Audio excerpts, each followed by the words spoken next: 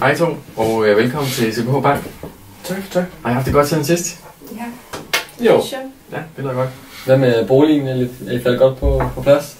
Ja, det begynder stille og roligt at falde på plads, synes jeg. Der har været meget at se til. Men det er jo sådan er det, når man får nyt hus, ikke? Der er mange ting, der skal klares. Så. Ja, der er rigtig mange ting. Nu er det så en bil, vi er ude efter. Ja. Ja. Er der noget, der har ændret sig, siden vi sidst snakkede sammen? Nej, der er ikke sket det store. Nej, okay. Vi forventer i dag, at mødet vil tage cirka 15 minutter. Hvordan er det i forhold til jeres tidsplan? Ja, men vi har ikke rigtigt. Nej, det passer fint. Det er fint. Ja. Det er jo perfekt. Det vi skal tale om i dag, det er jo altså jeres mulighed for at optage et billån her i CPH Bank. Men først og fremmest så vil vi gerne lige vide, hvad der er vigtigst for jer i det møde her. Ja, jamen det vigtigste for mig, hvis vi endelig skulle have det her billån, det er, at jeg kan blive skrevet på til det her, vi kan sige. Altså, ja. Jeg også står på, der har altså på registreringsattesten? Ja, fordi at jeg har hørt en masse historier, når man går fra hinanden og bliver skilt, hvis det nu skulle ske, at man så mister det hele. Ja, okay. Ja. Og en anden ting, det er jo så også, at jeg har meget at se til, og lige i øjeblikket har vi sådan en delebilsordning, og det fungerer ikke. Altså, det fungerer fint, men vi kan godt mærke, at behovet det er stigende, ikke? Også i takt med, at vores børn de bliver ældre og så videre. De har også nogle venner, de var over til, en masse aktiviteter og sådan noget. Så det er vigtigt for os, at vi ligesom får det afklaret i dag, helst. Okay, altså hvor vi kan aftale eller ej. Ja, okay. Det tror jeg spiller en ret stor rolle. Ja, okay. Jamen det kan jeg godt forstå. Og man kan sige, det er jo ikke nemt at køre børn til diverse venner og til fritidsaktiviteter uden en bil i hvert fald. Og især ikke, når man har 2 stykker. Nej. Så, nej. Jeg får lige at svare på dit spørgsmål, Louise. Så er det sådan, at alt det, jeg erhverver, imens I er gift, det vil være fælles eje. Så derfor har det ikke nogen betydning på, om det er Jens eller hvem det er, der står på registreringsattesten. I vil begge to være eje den. Så det er ikke noget, du skal være bekymret for. Nej, okay. Yes, det var rart at vide, ikke? Jo, meget sætter en dæmper på. Ja, nu slapper vi af. Ja. Så det, I altså skal bruge bilen til, det er altså at køre jeres børn til diverse fritidsaktiviteter og venner. Og så til Jylland, så vil I kunne forstå fra vores telefonsamtale en gang imellem. Ja, vi har familie i Jylland. Ja, okay. Og så lidt til at få arbejde, ikke? Altså, det er primært mig, der kommer til at bruge det dagligdagen. Ja. Okay. Til at få arbejde, det var i Finansministeriet, du arbejdede, ikke også? Jo, lige præcis, ja. Okay. Hvor langt er det så cirka, der er fra derhjemmefra, så ind til arbejde? Det ved jeg ikke. I bilen må blive 8-9 km, tror jeg. 8-9 km? Det er deromkring, det er lidt svært at svare på. Men ja, okay, sådan cirka. Ja, det er desværre ikke nok til at få befordringsfradrag, men det kan vi komme ind på senere, hvis det er. Ja. Nu har I jo 2 børn, som det er nu. Har I nogen planer om at udvide familien yderligere? Eller? Ej, det er forløbet. Vi har nok at se til de 2, vi har nu. Så ja, det er ikke lige... Det er ikke på tegnebrættet. Yes. Vi er kommet i dag for at tale om det her billån. Kan vi fortælle mig lidt om den bil, jeg kigger på? Ja, jamen vi har været på sommerferie i år, og der lånte vi en bil, en Opel Insignia 1,6 med de 120 hestekræfter. Fantastisk. Altså, det var... Ja. Jeg ved ikke, om det bare var mig, men... Jo, det var en virkelig fantastisk bil. Ja. Det var en god bil. Det var rigtig lækker. Så det har vi tænkt meget på. Ja, og også fordi vi synes ligesom, at vi har penge til det. Ja, vi har jo valgt at kigge lidt på den her Opel Insignia, og det ligner, altså det er en super lækker bil, ikke? Ja. Og vi er umiddelbart for lige, hvad vi kunne se, så ligger den i et prisleje omkring de 420.000 kroner. Kan det ikke passe? Ja, det gør det. Og så har vi så snakket om, at vi ikke skulle have vinterdæk, og måske også en trailer med, ikke? Men noget vi allerede er i gang med at købe. Ja.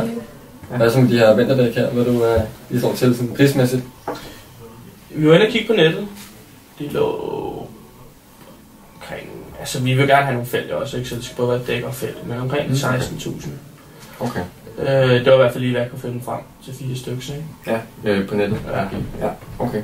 Altså man kan sige, vinterdæk det er ret essentielt i hvert fald om vinteren, og især også hvis man har børn. Ja. Afsædet, ikke? Okay, og de stod til 16.000, siger du? Yes. Hvad så med den trailer, jeg gik på? Er der også der omkring, eller hvad? Ja, vi kiggede på en ret stor en. Ja. Det var fordi, nu når vi allerede er i gang og skal ud og købe, så kan vi lige så godt. Det er aldrig, når man får brug for en trailer. Der er nogle situationer, hvor at, man godt lige kunne bruge den, hvis man skulle hente møbler, eller flytte noget fra kammerater, eller familie, eller hvad så det var. Ja, okay. Så, men den er omkring lidt 20.000, tror jeg. 20.000 kroner for en trailer? Ja, det er omkring 20.000. Ja, okay. Og den skal så primært bruges til venner og... Ja, Når man lige får brug for den. Ja. Ja. Sådan just in case. Så det, okay, så det er ikke sådan et must, kan man sige, noget vi bruger sådan til hverdag på den måde, eller hvad? Nej. Okay. Vidste I, at man kan faktisk leje trailer helt gratis, både i IKEA og også på diverse tankstationer? Gratis? Ja, kan man faktisk. Men altså, så vores behov måske ikke lige så stort. Men hvis der vi kan lege den gratis.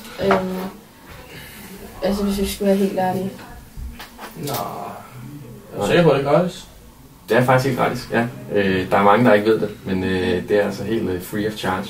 Man kan sige, hvis det primært er til en gang imellem, hvis I skal have nogle møbler med hjem fra IKEA, eller ned med noget haveaffald, så kan man sige, så er det ikke... Det er bare, vi skal overveje det. Ja. Ja, men Ja, okay. Jamen det er super. Så samlet set er det altså bilens pris på 420, og så vinterdæk med inklusive fælge. Det er altså 436.000 i alt. Det er det lån, vi skal kigge på i dag. Ja. Det er Ja. Okay, super. Jeg har jo sendt jeres skattepapirer og jeres nuværende budget afsted, og vi synes jo begge to, at det ser rigtig fornuftigt ud. Hvor I har lige omkring de der 30.000 i rådighedsbeløb faktisk om måneden. Og så kan jeg lige forstå, at I også havde den her opsparing her. Til bil. Ja, vi har en opsparing, hvor vi er 120.000 stående. Ja. Specifikt til bilen. Okay. Og så mine forældre vil gerne give et tilskud til bilen på 80.000. På 80.000? Ja, så vi har faktisk 200.000, som vi kan til bilen. Og I har tænkt jer, at I vil godt kunne bruge alle de her 200.000 til at kunne smide efter den, eller er det... Ja, det vil vi gerne. Altså, vi har læst et sted på nettet, vi vil lige kigge hurtigt, at jo mere vi kan smide med det samme i udbetaling, jo billigere bliver det for os i lænden, ikke? Jo, det er også helt rigtigt. Så vi har sådan set... Ja, ideen med det hele var, at vi vil gerne betale så meget som muligt med det samme, ikke? Jo, selvfølgelig. Okay. Og så måske få det afbetalt ret hurtigt. Det kunne også... Ja, så hvor lang tid er det noget, I allerede har planer om at skifte bilen ud, eller hvor lang tid tror I kommer til at have den? Har I overvejet det? Jeg tænker måske 5-6 år. Ja, det passer nok. 5-6 år? Ja. Så vi vil gerne have den afbetalt inden da, hvis det er muligt, ikke? Så 5 år, skulle vi se. 5 år i lån. Ja. Okay. Jamen, det synes jeg, at vi skal kigge på. Okay, så for lige at opsummere, så det vi kom frem til var altså et lån på 436.000 kroner. Og I ville meget gerne have det afbetalt efter 5 år først? Jo, helst. Ja, og så vil I gerne udbetale så meget I kan for at gøre lånet billigst muligt? Ja. Yes, okay. Det vi så kan gøre, det er, at vi kan tilbyde jer et lån på 436.000 kroner, altså det fulde beløb. Det bliver så med en rente på 4%. Der vil være nogle opholdelsesomkostninger på 8.800 kroner, og så får vi altså en fast ydelse på lånet, inklusive altså renter og afdrag på lånet på 6.733 kroner om måneden. Okay. Det lyder sådan set det lyder fint. Ja. Hvis vi sætter det tal ind i jeres nuværende månedlige budget, så vil I altså stadigvæk komme til at have et fast rådighedsbeløb på 22.000 kroner og 700 kroner om måneden. Så det er, hvis vi afbetaler hvor meget? Det er de 40%? Det er 4%. 4%? 4% på lånet, ja. Og så er det en 5-årig aftale. Okay. Så det er hver måned. Og hvor meget betaler vi af bilen der? 40% udbetaling. Det er 40% udbetaling? Yes, ja, helt korrekt. Yes, 40% af bilen. Yes. Super. Og I nævnte jo, at I havde de her 200.000 kroner, I kunne smide efter bilen. Ja. Og i og med, at de 40% af bilen, det svarer sig til 174.400 kroner, så kan man sige, så har I jo penge til at lægge til de 40%. Men så samtidig så har jeg jo altså den her kassekredit lige nu, hvor der står minus 30.000, ikke også? Jo, det er jo på møbler, ja. Ja, yes. Og der betaler I faktisk 10% i rente. Så det vil give god mening at afbetale den så meget som muligt, nu hvor I kun behøver rent faktisk at betale 4% i rente. Jo, det vil tænker jeg. Jo, altså, så er der penge at spare. Hvis vi sparer nogle penge, så er det fantastisk. Ja, præcis. Det lyder som en god idé. Det må man altid gerne, jo. Ja. Yes. Fordi så kan man sige, så er det faktisk kun 4.400 kroner, I mangler til den at kunne lave den her udbetaling. Så vi afbetaler hele kaskeditten, undtagen lige 4.400 kroner. Så der kommer I fremover kun til at skulle betale 37 kroner om måneden i rente på den. Og den kan I sådan set bare afbetale, så snart I har mulighed for det. Det vil sige næste måned at få en indkomst. Okay, fedt. Yes. Det var sådan set det, faktisk. Jeg har lige et spørgsmål med hensyn til pantebreve og sådan noget. Er der også noget, I er klare? Får vi det hele på... Ja, altså det der kommer til at ske herfra nu, det er, at I modtager både en bekræftelse på jeres e-boks, og så vil jeg også få et pantebrev, hvor I kan skrive under. Og der vil selvfølgelig stå alle de tal her, som vi snakker om her. Men bare sådan, så jeg har mulighed for at begge to lige at læse det igennem, ikke?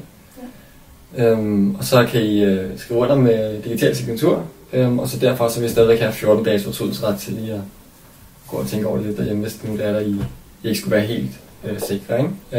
Det tror jeg, det er. Men der fremgår tallene i hvert fald, så jeg har mulighed for at sidde og kigge på dem derhjemme, ikke? Ja, og vi sender naturligvis også det nye budget med til jer, så I kan sidde og kigge på det derhjemme og se, ser det nu fornuftigt ud? Ja. Eller ej, ikke? Fantastisk. Ja. Så lad os sige, det var en aftale indtil videre. Tak for hjælp. Tusind tak. Hej.